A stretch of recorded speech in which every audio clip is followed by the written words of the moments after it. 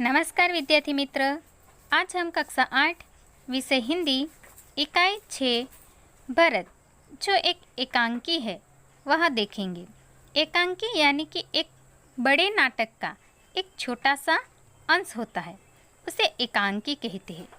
यहाँ पर संस्कृत कवि कालिदास कृत अभिज्ञान शाकुंतलम जो बहुत ही प्रसिद्ध है, उसी का एक छोटा सा अंश यहाँ पर दिया गया है, जिसका अनुवाद राजा लक्ष्मण सिंह ने किया है। 1926 में आगरा में जन्मे राजा लक्ष्मण सिंह हिंदी, संस्कृत, अंग्रेजी, फारसी, बंगला और अरबी भाषा भली भांति जानते थे। इनकी अनेक पुस्तकें का अंग्रेजी और हिंदी में अनुवाद हुआ है। कालिदास के अभिज्ञान शाकुंतलम, मेघदूत और रघुवंश के हिंदी अनुवाद पर इन्हें पुरस्कार दिया गया। कालिदास द्वारा लिखित मूल नाटक अभिज्ञान शाकुंतलम का हिंदी में अनुवाद राजा लक्ष्मण सिंह ने ही किया है था। प्रस्तुत पाठ में उसी नाटक का एक अंश है। ऋषि कर्णव के आश्रम में शकुंतला का पुत्र भरत एक सिंह शावक के साथ खेल रहा है। आश्रम में रहने वाली दो तपस्विनियाँ बालक को रोकने का प्रयत्न कर रही है। राजा दुष्यंत छुपकर इस मनोहर दृश्य का आनंद ले रहे हैं। बालक के प्रति सहज आकर्षण से वे रोमांचित है। उनसे रहा नहीं गया और वे बालक के पास पहुंच गए, उसे गोद में उठाकर प्यार किया। वे सोचने लगे, काश यह बालक मेरा पुत्र होता। दोनों तपस्विनियों की बातचीत से उन्हें पता चला कि यह बालक उन्हीं का पुत्र है।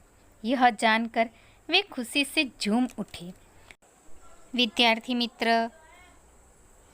यह मूल नाटक जो अभिज्ञान शाकुंतलम है, इसके मुख्य नायक नायिका है दुष्यंत शकुंतला। इस एकांकी को जानने से पहले हम दुष्यंत शकुंतला की कथा को सुनेंगे। दुष्यंत एवं शकुंतला की कथा। एक बार हस्तिनापुर नरेश दुष्यंत आखेट खेलने वन में गए। जिस वन में वे शिकार करने के लिए गए थे, उसी वन में कर्णव ऋषि का आश्रम था। कर्णव ऋषि के दर्शन करने के लिए महाराज दुष्यंत उसके आश्रम में पहुंच गए। पुकार लगाने पर एक अति लावण्यमय कन्या ने आश्रम से निकलकर कहा, हे राजन, महर्षि तो तीर्थ यात्रा पर गए हैं, किंतु आपका इस आश्रम में स्वागत है। उस कन्या को देखकर महाराज दुष्यंत ने पूछा, बालिके, आप कौन हैं? बालिके ने कहा, मेरा नाम शकुंतला है और मैं कर्णव ऋषि की पुत्री हूँ। उस कन्या की बात सुनकर महाराज दुष्यंत आश्चर्यचकित होकर बोले, महर्षि तो आजन्म ब्रह्मचारी है, फिर आप उनकी पुत्री कैसे हुई? उनके इस प्रश्न के उत्तर में शकुंतला ने कहा, वास्तव में मेरे माता पिता मेनका और विश्वामित्र है। मेरी माता ने मेरे जन्म होते ही मुझे वन में छोड़ दिया था, जहाँ पर शंकुत नामक पक्षी ने मेरी रक्षा की, इसीलिए मेरा नाम शकुंतला पड़ा। उसके बाद कर्णव ऋषि की दृष्टि मुझ पर पड़ी और वे मुझे अपने आश्रम में ले आए। उन्होंने ही मेरा भरण पोषण किया। जन्म देने वाला, पोषण करने वाला तथा अन्न देने वाला, ये तीनों ही पिता कहे जाते हैं।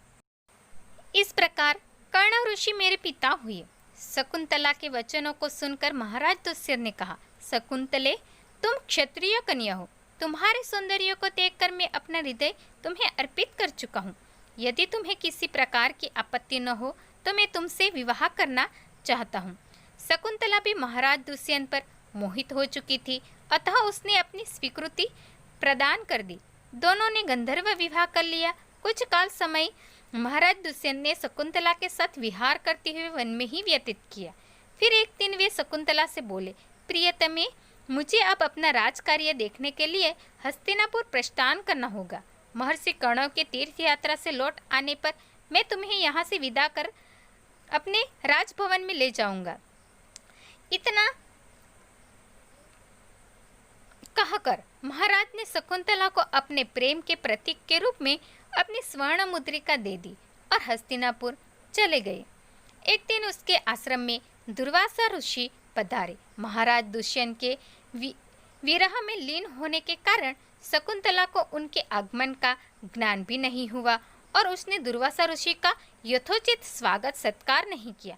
दुर्वासा ऋषि ने इसे अपना अपमान समझा और क्रोधित होकर बोले, बालिके, मैं तुम्हें श्राप देता हूँ कि जिससे किसी के ध्यान में लीन होकर तूने मेरा निरादर किया है वह तुझे भूल जाएगा। दुर्वासा ऋषि के शाप को सुनकर शकुंतला का ध्यान टूटा और वह उनके चरणों में गिरकर क्षमा प्रार्थना करने लगी। शकुंतला के क्षमा प्रार्थना से द्रवित होकर दुर्वासा ऋषि ने कहा, अच्छा, यदि तेरे पास उसका कोई प्रेम चिन्ह होगा तो उस चिन्ह को देखकर उसे तेरी स्मृति हो आएगी। महाराज दुष्यंत के सहवास से शकुंतला गर्भवती हो गई थी। कुछ काल पश्चात कर्ण ऋषि तीर्थ यात्रा से लौटे, तब शकुंतला ने उन्हें महाराज दुष्यंत के साथ अपने गंधर्व विवाह के विषय में बताया। इस पर महर्षि कर्णव ने कहा, पुत्री, विवाहित कन्या का पिता के घर में रहना उचित नहीं है। अब तेरे पति का घर ही तेरा घर है। इतना कहकर महर्षि ने शकुंतला को अपने शिष्यों के साथ हस्तिनापुर भिजवा दिया। मार्ग में एक सरोवर में आचमन करते समय महाराज दुष्यंत की दी गई शकुंतला की अंगूठी, जो कि प्रेम चिन्ह थी, सरोवर में ही गिर गई। उस अंगूठी को एक मछली निगल गई। महाराज दुष्यंत के पास पहुंचकर कर्ण ऋषि के शिष्यों ने शकुंतला को उनके सामने खड़ी कर के कहा, महाराज, शकुंतला आपकी पत्नी है, आप इसे स्वीकार करो। महाराज तो दुर्वासा ऋषि के शाप के कारण शकुंतला को विस्मृत कर चुके थे, अतः उन्होंने शकुंतला को स्वीकार नहीं किया और उस पर उल्टा होने का लांछन लगाने लगे। शकुंतला का अपमान होते ही आकाश में जोरों से बिजली कड़क उठी और सबके सामने उसकी माता मेनका उसे उठा ले गई। जिस मछली ने शकुंतला की अंगूठी को निगल लिया था, एक दिन वह एक मछुआरे के जाल में आ फंसी। जब मछुआरे ने उसे काटा तो उसके पेट से अंगूठी निकली। मछुआरे ने उस अंगूठी को महाराज दुष्यंत के पास भेंट में रूप में भेज दिया। अंगूठी को देखते ही महाराज को शकुंतला का स्मरण हो आया और वे अपने कृत्य पर पश्चाताप करने लगे। महाराज ने शकुंतला को बहुत ढूंढवाया, किंतु उसका पता नहीं चला। कुछ दिनों के बाद देवराज इंद्र के निमंत्रण पाकर देवासुर संग्राम में उनकी सहायता करने के लिए महाराज दुष्यंत इंद्र की नगरी अमरावती गए। संग्राम में विजय प्राप्त करने के पश्चात जब वे आकाश मार्ग से हस्तिनापुर लौट रहे थे तो मार्ग में उन्हें कश्यप ऋषि का आश्रम दृष्टिगत हुआ। उनके दर्शनों के लिए वे वहां रुक गए।